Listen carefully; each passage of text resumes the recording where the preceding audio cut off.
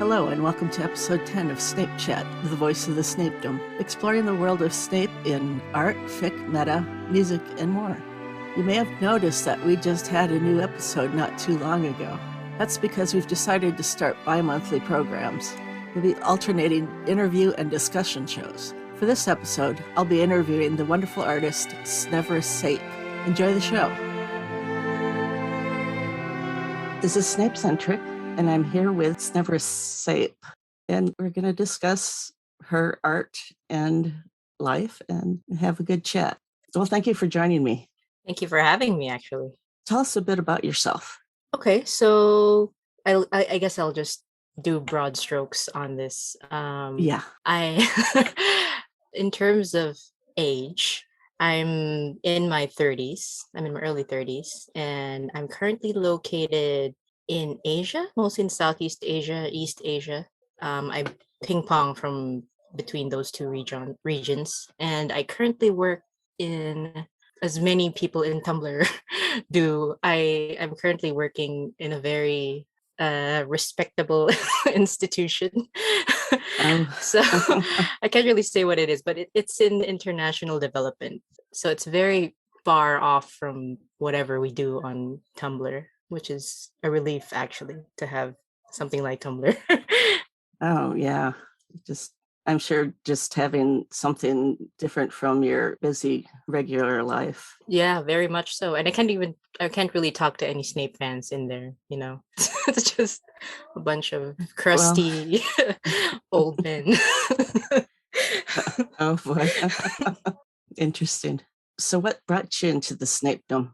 In general, I think like a lot of us, it was the books. My older brother got gifted with the first three books sometime in the 90s, and I pretty much stole them and read them in a span of, I don't know, a week or something.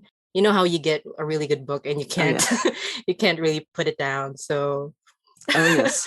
I think for a lot of us, Harry Potter was like that, and it truly was like it for me. Like I could not put those books down, and I couldn't sleep until I found out what happened to all of them. So that's how I got into the main Harry Potter fandom. And Snape really was the character I zoomed in on from the get go.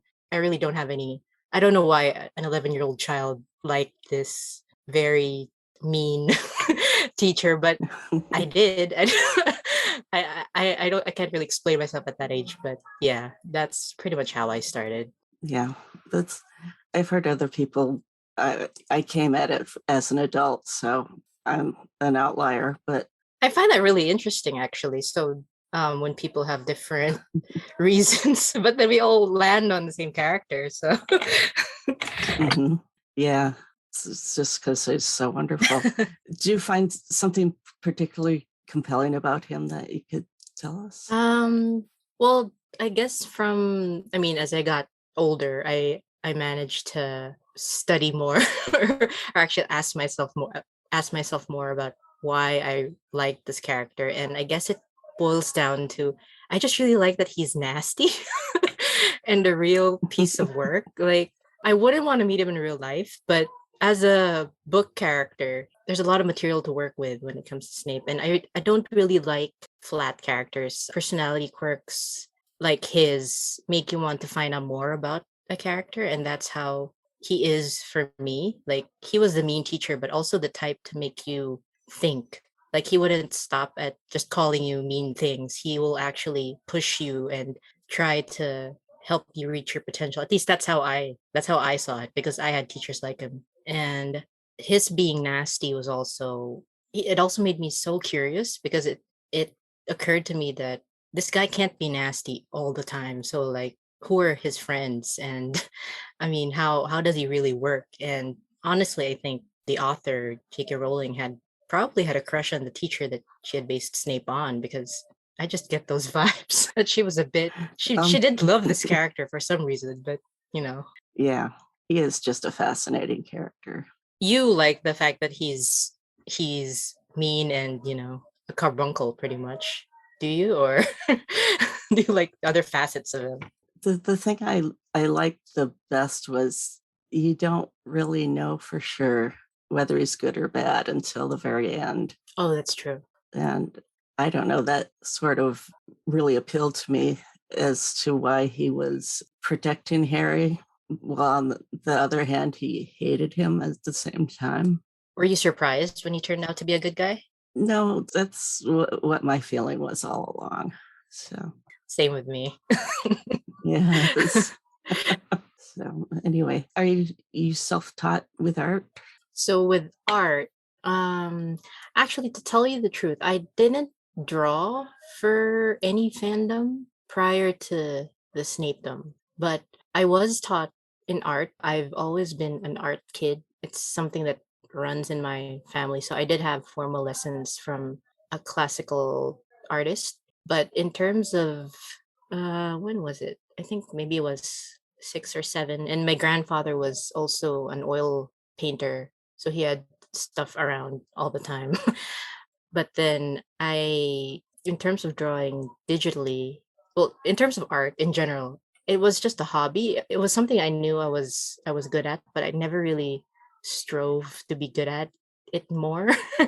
So it's just like a dormant talent, I guess. And then I didn't pick it up at all in university because I had to study all these boring courses that got me into this boring job. But I picked it up again during the pandemic when I joined the Snapedom Tumblr. I have been on Tumblr a while, but it's mostly for general stuff and other fandoms. But this is the first fandom wherein I'm actively creating content, including art, which surprised even me. Digital art was pretty much self-taught. Yeah, I didn't really have any lessons for that. Are there other mediums that you enjoy working in Um, besides the digital? Traditional, not really, because to be honest, it's a mess. To always, I find it so messy, and Oh, it's yeah. it's nice to the end piece is great, and the catharsis that comes with creating something with your hands. But I just cannot deal with the mess. I and it's very expensive. So having the digital art, I think, helps a lot of artists because you don't have to buy all of the expensive art materials like Copic markers and all of that stuff because they cost a lot. It's a different sort of it has a different feel to them. So I appreciate doing it when I have to. For now, I like digital art better. It's just neater. How long does an average piece take you to complete? Snape piece. Let's see. It really depends. The ones I tag as messy sketch usually take minutes. It ranges between 10 to maybe 20 minutes, depending on the pose. But sometimes it can take as little as 5. But full blown pieces, the one that has color, maybe take around an hour to an hour and a half. I don't really take long with pieces, but coloring really kills me because I'm as lazy as I am impatient. So full, the full color pieces with a lot of detail and background will take me, yeah, an hour and a half to 2 hours maybe, and that would be accompanied by a lot of grumbling and cursing at myself. I But it gets done anyway. I don't leave it. I don't have any work in progress. I tend to not have those. I just start one and finish it. That's great. Where do you find inspiration for your work?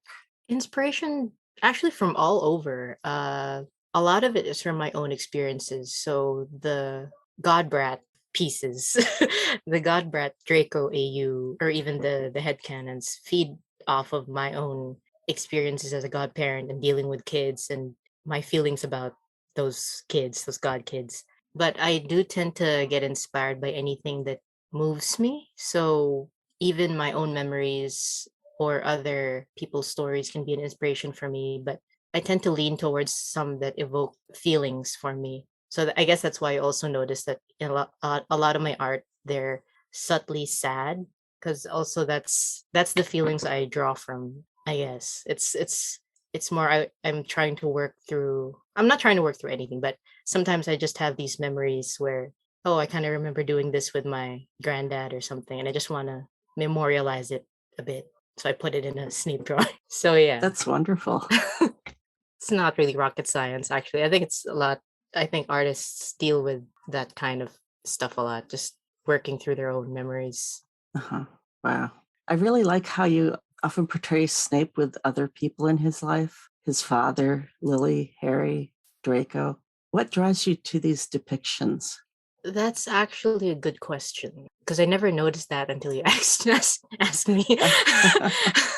I think it goes back to me wanting to find out more about him and wanting to explore what makes him tick as a person. Because I hate the idea that he's this impenetrable being, that he doesn't feel anything or whatever. I like to explore the human sides of him. So putting him in situations with other people helped me get to that, or help me answer that question as to how he tends to deal with certain things. And with Snape too, people tend to box him in and forget he wasn't born a full-grown adult. So he's had a hard life, but at some point he was also a kid, a teen with, as cliche as it is, with hopes and dreams, like everyone else. And how he is when we meet him in the book is already like the sum of what he's been through, some of all his experiences. And the reason I like drawing him with other people is to show what stuff may have happened to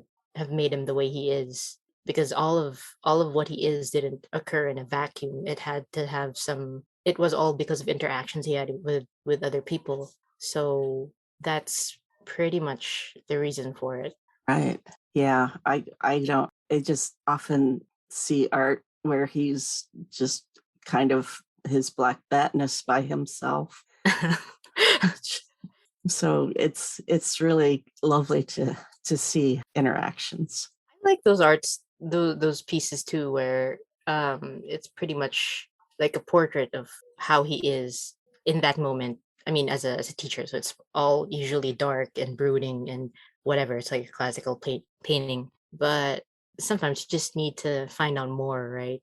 He Yes. couldn't have been living in darkness all the time. Yes. So true. You also have wonderful stories that you tell along with your pictures. Have you considered writing standalone fic? I have written a lot of stuff for different fandoms actually, but I tend to not mix fandoms. So people in different fandoms don't really know that I write for other sorts of fandoms. But for Snape fics, I do love reading Snape fics more than writing them, I think, because writing does take up a lot of work and also a lot of your mental and emotional energy. And also I did say I'm impatient, so it also eats up a lot of your time, and that's something I don't really have in abundance right now. So eventually maybe I will, but for now I'm content with just reading what everyone else has and imagining. I think I do have one shots. I do have one shots on the blog, but I think Yeah. there's two on the blog, but I tend to, if I ever write anything out, I tend to keep it short for the time being. Yes. Some of your pieces, and we'll be talking about one of them later on, are basically comics. Is that what you call them? Where they, are multi-paneled?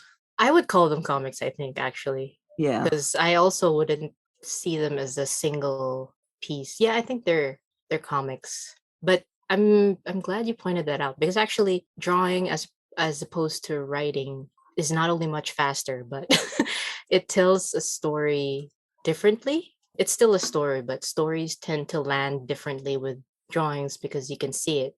And with writing, people are left to their own imagination, but with drawing, I can show you what I see as I see it. So for me, it's like taking something out of my head and actually showing it to you guys, as opposed to you guys just creating your own mental image of what the scene is about. So even with my drawings, I think, like when I tell you, or when I say Tobias, everyone would now actually know what Tobias in my head looks like, because I keep drawing him the way I see him.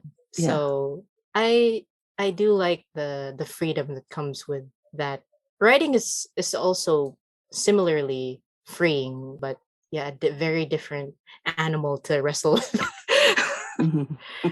Yeah. You had Canon Tobias as a religious man who struggles with the fact that he has a magical wife and son. How did this idea come about? Think mainly because at some point and this was when I was much older, from the 11-year-old who was reading Harry Potter. At some point, I was mulling about how the Harry Potter universe would have coexisted with the real world. And it evolved into me also looking back at the author's context and such. So I guess this is just part of critical thinking that you learn, or critical analysis that you would have learned as you get older. And religion came up a lot during those moments because not only is it a big factor in my culture, my day to day thing, but it's also because I knew for a fact that England wasn't so secular at the time when Severus was growing up. And I felt that it would have played a huge part in the culture. And it just grew from there as like, how would this have affected the town he grew up in? How would this have affected how he was raised, etc.? And since I grew up Catholic, it was easy for me to look for connections and relate my own experiences to and what I know to the characters as well as to their reality living in England in the middle part of the 20th century. And Tobias being Catholic made perfect sense to me because it matched not only historically, but it also provided an explanation, not an excuse, for his behavior as we know it.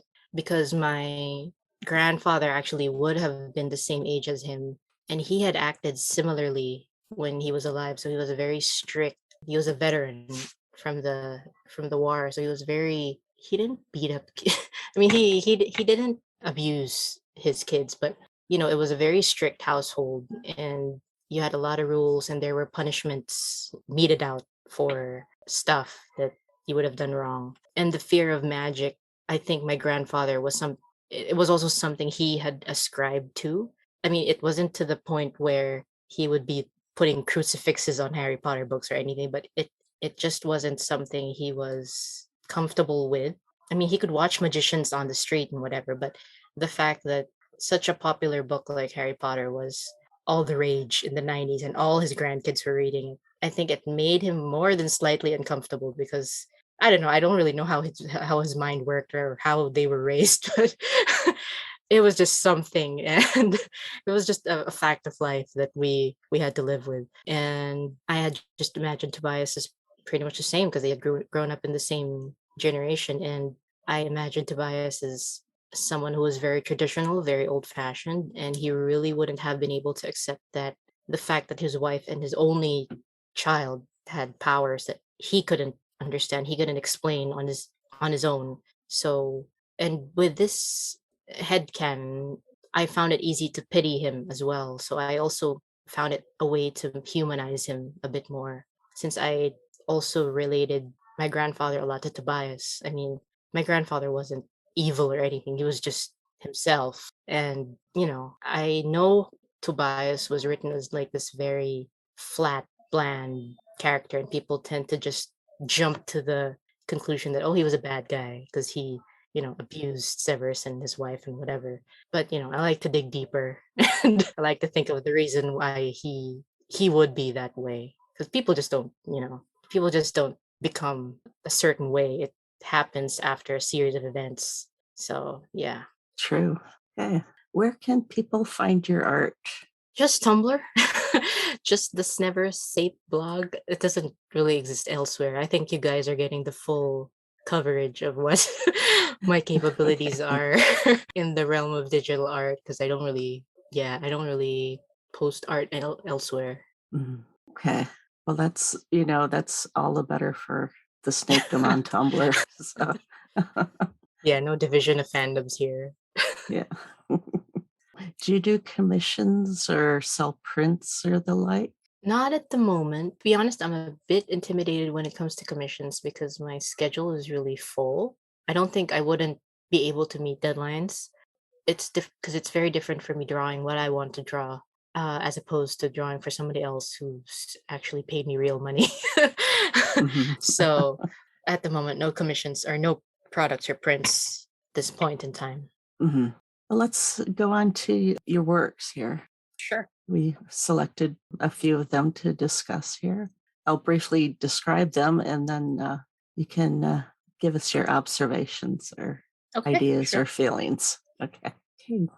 First one, despite popular belief, Tobias Snape never actually regretted being a father.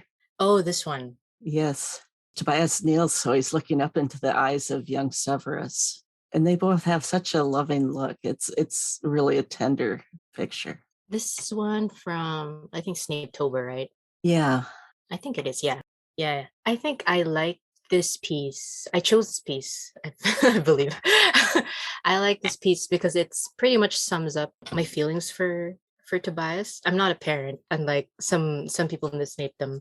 So I don't think I can really say what it feels like to be a parent, but I do have god kids, and there's just this, you know, when I became a godparent at first, even though they weren't my kid, there's just feeling of this weird, indescribable feeling of love and protectiveness that comes over you when they're first presented to you. And this is kind of what I was trying to express with this drawing, because I really find it hard to believe that Tobias, as a father of a single child, would not have loved his son at any point in his life. Like, this kid would have been wanted at some point, because I think, in my belief, the area they had lived in, it was mired in poverty, and usually those kinds of areas do have a lot of kids running around because families tend to have a lot of kids. But with this particular family, the Snapes, they only had one child.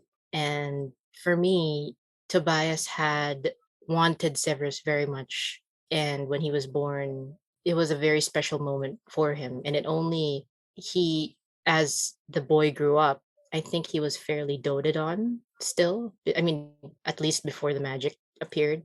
But even after the magic appeared, Tobias would have still, the love for his son was never really lost. So, I just do not like that headcanon where Tobias is just this unfeeling father who, just squelched out a child and made him some sort of punching bag for everything, because it just doesn't seem realistic to me. At some point, this man would have loved his kid so much that even if he wasn't showy about it, like he really wouldn't have regretted having been a father. So he would have still been very proud of Severus. I think he just didn't know how to show it. Okay. The next one is You and I Have Memories Longer Than the Road That Stretches Out Ahead. Oh, okay. Yeah. With the wind in their hair, Lily and Severus ride their motorbike with abandon. Both of the color schemes depicted cover them in brilliant hues. Yeah, I know this. Hang on, let's see. Yeah, this was from a this was actually because I was listening to a Beatles song. But Oh, okay. so I drew this is a Beatles song, that You and I Have Memories Longer Than the Road That Stretches Out Ahead. What is this song? Two of Us. It's called Two of Us. Oh, And I like this piece because I like Lily and Severus' friendship pretty much. I think a lot of us in the Snapeum actually do, whether or not people see it as romantic or platonic or whatever. It was a nice friendship while it lasted, or while it was actually genuine in canon. And since it didn't continue in canon, I like to think of them still having grown up together and, doing stuff that normal teens do when they go home to their hometown for the holidays. And, Cokeworth is a place where only in the whole of Hogwarts, it's only Lily and Severus who have access to it. Nobody else knows that town. It's just them. And that's what makes it so special. So this drawing is kind of like a tribute to what could have been if they hadn't had such a bad fallout in their fifth year. I like to think that they like gallivanting around, doing normal teen stuff, smoking, whatever, going to concerts. I like Severus having a normal childhood and teenhood, or like I like imagining it as such. So yes. Okay. The next one is part one of a random plot in my head. Or do you have another? It's the comic. oh, the comic. Oh yeah. This Do you one. have another name for it? I actually don't. I That's all actually right. don't. This really was just a random thing. I just sat down and did this comic. What prompted this thing? Actually, I don't know. I think it was prompted by. So this is the comic where it shows James Potter, right? Right. And he's looking. he aims to do a final, I don't know, bullying stint on Severus during their 7th year, but his plan gets foiled because Lucius is there, so he can't actually do anything. Yeah, I think this was due to maybe a conversation with well-pressed Daisy about how Lucius would have reacted to the Marauders bullying Severus. So we all know Lucius was much older, so he had graduated Hogwarts before Severus could finish his schooling. So this comic was just an exploration of what could have happened if Lucius had bumped into James Potter when he was in one of his moods, his capital M moods. Yeah. I mean, on the prowl to victimize Severus, and I don't like bullies. It's it's just something that I never really liked even as a child. I wasn't really bullied, but I also wasn't a bully. I tended to defend people who was bullied. So I think in my case, in particular, this comic, I relate more to Lucius, wherein if one of my friends had this little punk chasing after him, I would pretty much hand his hand. I don't know if I could curse here. You can. I don't know if I mean I pretty much would have handed his ass back to him on a platter. And that's how kind of imagine how Lucius would have been with James Potter, especially since they probably knew each other because they were both pure blooded, but Lucius would have had the upper hand because he's older and he's one of the Sacred 28, and he's also, much, much more powerful than James would ever be. And it just kind of made me so excited at the thought that because he was actually on Severus' side, what stuff could he have done to soften the bullying attempts on Severus? So it was, I guess, it's truly wish fulfillment. This comic. Yes. I think for everyone who reads it, it is. Okay, the next one is, what do you mean for the weekend, Lucius? Says Snape sitting on the stoop at Smirner's End. He's holding an infant Draco with a look of horror on his face. Yeah. I'm actually surprised so many people like this one. Oh. But yeah, it's pretty hilarious the way he's scowling at Lucius. A lot of people don't like Lucius, don't like the Malfoys, but I really find them hilarious. I find the dynamic or the potential dynamic between them and Severus, particularly Lucius, because I find him so ridiculous. Like he's so vain and pompous, and he seems like such an airhead, but he's not. It's so he just has that Right. typical bimbo type himbo. He's not a himbo because he's pretty bad, but you get what I mean. But just to mix that kind of character with Severus is always so much fun. And that's, I think, why this piece came about, because I was already imagining him as many people do.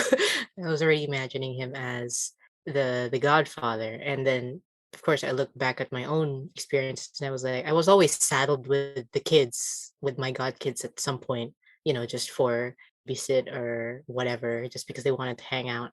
And I figured Lucius would have done the same since, he has this handy dandy babysitter. I mean, and I think he was also,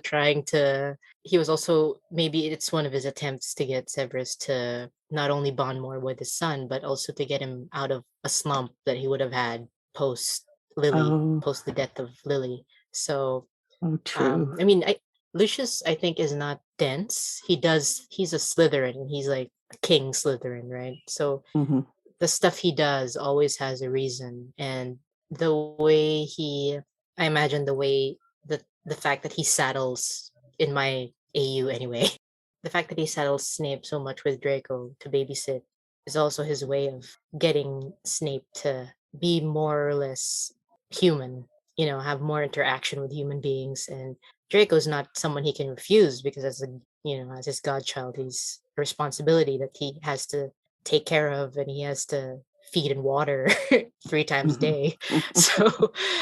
So it's just a fun exercise, a fun mental exercise to go through. And we know how kids are like, they're messy, they're they impede on your schedule. So he probably would not have been able to do a lot of dangerous potions with Draco around. And All right. but eventually he learns to maybe trust Draco around potions and all that stuff. It's just very fun to Yeah. to dip into this AU once in a while.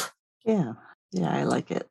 Then the first day back at Spinner's End after a difficult term, Snape sits among the dust motes in a sunny kitchen. It's a lovely scene. Ah, yeah. Yes, it's a lovely scene until you realize that Sev is drinking Pepto-Bismol. I actually this was one of my earlier, yeah, if I remember correctly, this was one of my earlier Snape pieces. I hadn't gotten the hang of digital art at this point yet. So this was very much like a testing phase of sorts for myself. And I was so surprised at how popular this drawing is. Like, I myself don't know why it's so popular.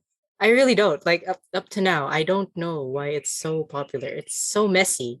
It's so but I guess I don't know. People have tried to say that it's the pose, it's the sunlight. I'm not sure what it is. Yeah, I think both of them really make it just kind of, you still get a warm feeling even though he's drinking Pepto-Bismol. It's like I actually don't know if like the younger generation of Tumblr know what Pepto-Bismol is. I don't know if it's still sold actually. I But think it is actually. it is, Yeah. but do people still take it? I mean, it's there's- nasty stuff, There's but so many things that are better. that's true. I mean, like more Tums. specific, whatever. But yeah. But this is, yeah, I do like this piece. I mean, first, not, but I don't know if it's for the same reason that everyone likes it for, but I I like it because it shows a human side of him, but it's not a sad looking piece. It's it's happy. So I purposely made it very light, despite the fact that he's pretty much having a hard time. Yeah. I mean, gastrointernally, he's not great, but but I like to imagine when I was making this, I was imagining as, it's his first day back after a long term, and he's finally gotten rid of all the children. He's finally finished all of the paperwork he's supposed to have. So then he's celebrating it with a glass of Pepto Bismol, which he most certainly, I think, wouldn't have had in Hogwarts because I guess he would have had potions and stuff. But maybe in Spinner's End, Pepto Bismol was ready and available, and rather than, because it's Muggle community, rather than him breaking out the cauldrons and stuff and making a new batch of whatever he makes to Right. quiet his stress, he just reverts to being a normal guy in a normal town and just gets what's convenient. And that's also a part of Snape that I like exploring, the fact that he's half Muggle, because it's something we can definitely relate to. He's normally this put together guy, but I imagine like when he goes back home, he just likes to let his guard down, and that's why he's in these torn jeans. He's like in these old jeans and a sweatshirt that he's probably gotten from his closet and probably smells of mothballs or stuff, something. But no, probably. Yeah, his cupboards are empty. There's a box. The box of cereal is there pretty much because he bought it when he bought the Pepto Bismol. Right. But everything else, he's just a normal guy, and I just like imagining that about him. I think the only magical thing in this picture is actually the lily, because I imagine that lily is something that's always there. Like it doesn't die. It's just some I don't know what it is. Probably a transfigured object. But it's something that he doesn't remove from that spot. So when he goes home, it's still there. It's pretty much a constant thing. And yeah, that's what I was imagining when I was making this piece. I don't know if people would have noticed it if I hadn't explained it, but or if they had different thoughts on it, but that's what I was thinking. It's a nice, yeah, like you say, kind of reaching back to his Muggle roots there a bit. The next one is, at some point near the end, Snape found the mirror with a black background with pale streaks signifying reflection. Severus is in the embrace of his ghostly father. This is done in cool blues and grays that are really effective. Oh Yeah, yeah, I really like this piece. I do like this piece. This may be one of my first Tobias piece. No, no, it's not. It's one of this is I think what when I figured out what I wanted Tobias to kind of be or what their relationship was like. So I felt at this point that Snape probably had had a complicated relationship with his father, like many of Mm-hmm. us. I mean, a lot of us have complicated relationships with our parents, but also for a lot of us, we don't really stop loving our parents just because they're difficult. And that's what I felt Snape may have gone through, that he had had a good relationship with his father up to a certain point. And that's also what had spiraled off into the other headcanons that I had made eventually. But his relationship with his father is something that's very complex and very personal, that if he had looked into the, and also like it's unfinished business, so that's why when he, I imagined when he did bump into or discover the mirror of Erized at some point, if he had something portraying his father and something akin to forgiveness would have been what the reflection would have showed. Because I don't know, it was just there. I don't really. I think Severus for most of his life was looking for father figures in Dumbledore and Voldemort and all those Yes. strong male characters. But at the end, I would think right before his death, or because he knew he was dying, he was also looking at trying to tie loose ends. And a big part of that was this relationship with his parents. So yeah, this is pretty much what that piece is trying to emulate. It's very poignant. At this point, I don't think I knew if Tobias had been a great father or a good father or whatever. I think it was just working with the emotions that we all have, parent issues Yes. that mostly go unresolved and mostly go, we just put under the rug because what's the use or whatever. But also a lot of us feel like we wish we could have done something more or something, because it as much as we try to break away from parental figures and authority figures like that, it's a huge part of us, and it's a fundamental part of who we are.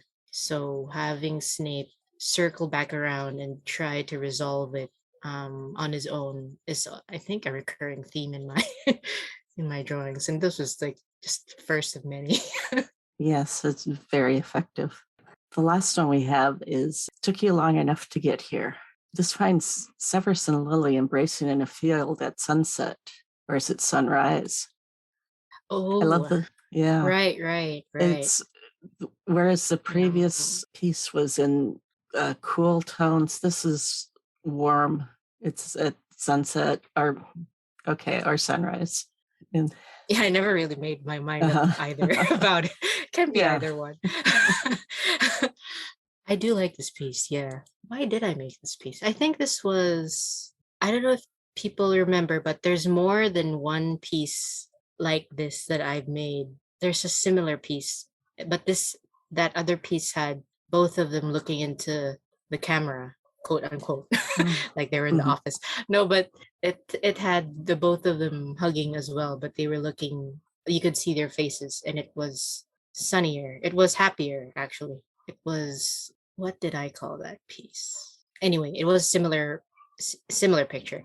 And I think I had made this as a sort of redraw or something, Oh, okay. but it's the same theme. It's always it's pretty much a reunion theme for Lily and Severus, because I don't know, the guy has suffered enough, right? Yes. So I like to think that, I mean, I like to think wherever he went, whatever he went through with Lily at that point would have been wiped away, because that's pretty much the only thing he wanted, right? He just wants to have his friend back. He just wants that kind of kinship again. And that's why I keep giving him these these situations where, okay, just have Lily. I'll just draw with Lily because I just really feel sorry for you. But I also like this piece because it also, I don't know, I think it's a very hopeful piece. I remember now I was listening to Fields of Gold And this was what prompted the color scheme. So that's why it's gold predominantly. From the Sting song.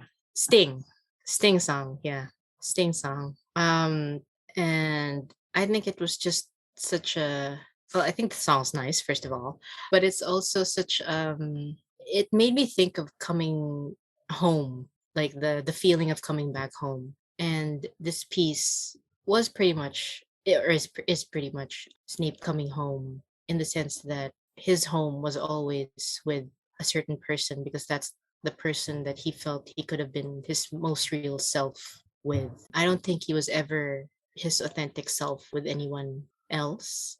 Perhaps Lucius, perhaps Dumbledore, but I don't think anybody else would have come close as Lily would have when they were children. So this would have been something to express that. And I think I drew him in his robes, because that's his teaching robes, because that's also, it symbolizes growth. So it's kind of like he didn't revert back to childhood when he went wherever he went. My first drawing was like that.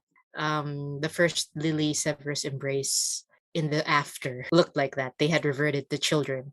But this, I think I purposely made them older, as signified by the clothes, because I wanted it to show that, it's forgiveness. It's just a symbol of forgiveness. Yes. Like, they both know what happened. They both know what's been said and done, but they still choose to go to this path where they become friends again. And I think that's just something we need to be reminded of every once in a while, where it is possible that people can get back together again, or can find themselves in these situations where you just want to put down all of the, or get rid of all of the tough memories and just move forward. It's understandable if you don't, but there are also situations wherein people do, and yeah, even if it happens way after.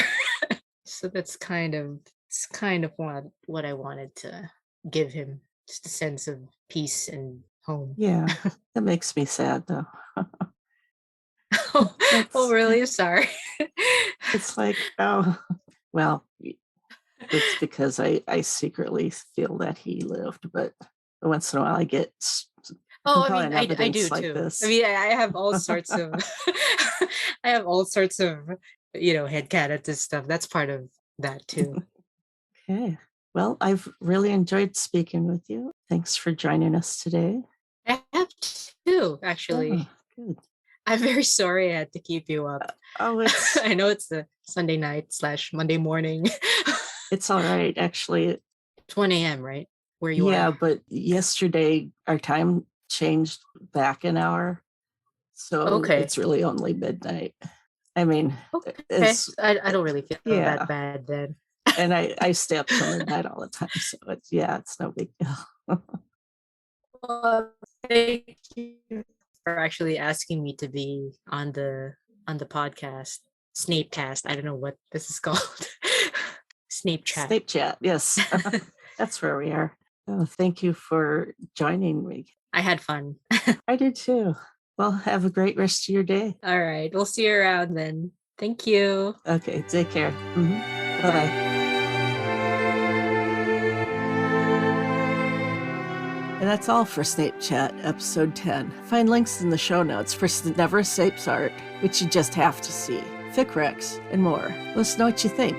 Like us on Facebook, follow us on Tumblr and Twitter, or send us an email or voice message. We'd love to hear from you. Thanks to Maria and Nix for all their great behind-the-scenes help. Be sure to check out Care of Magical Shippers podcast. Thanks for listening in. Until next time, stay snarky.